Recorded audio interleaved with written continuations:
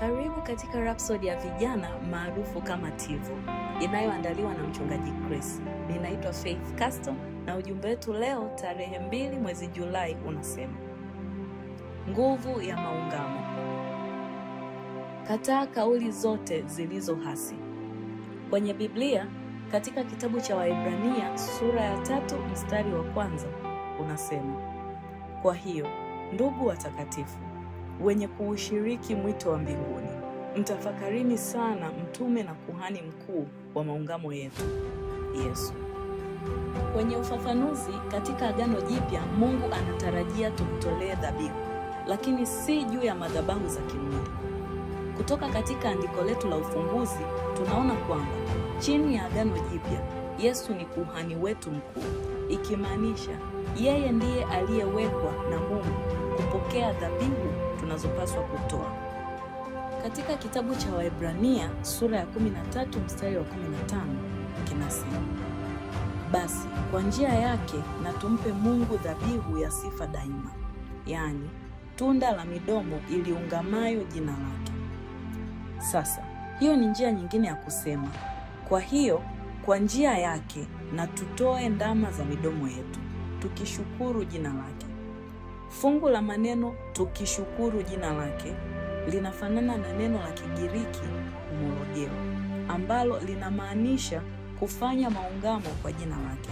Ina maana kutamka kitu kile kile kwa kukubaliana.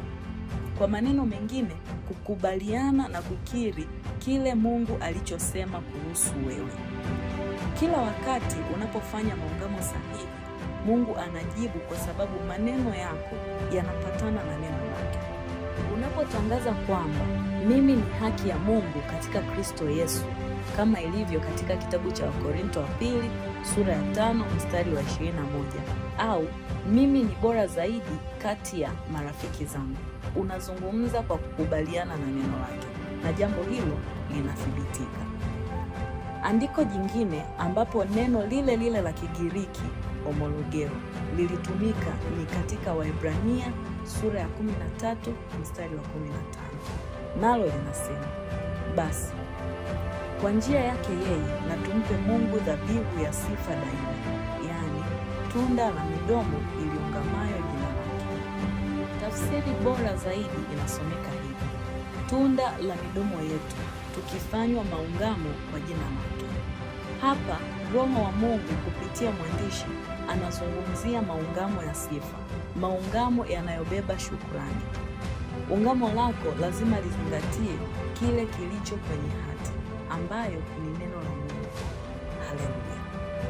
Tukiingia ndani zaidi katika neno, kitabu cha Isaya sura ya 31 mstari wa 4 unasema: maana Bwana ananiambia hivi, kama vile ilivyo simba angurumapo na mwana simba juu ya mawindo yake, wachungaji wengi wakiitwa ili kumpiga, lakini hatiwi hofu na sauti zao, wala kufanya woga kwa sababu ya mshindo wao, ndivyo Bwana wa majeshi atakavyoshuka ili kufanya vita juu ya mlima Sayuni na juu ya kilima chake. Na katika Zaburi ya 68 inasema: Mungu huokoa, adui zake wakatawanyika, nao wamchukiao huukimbia uso wake. Kama moshi upeperushwavyo, ndivyo uwapeperushavyo wao.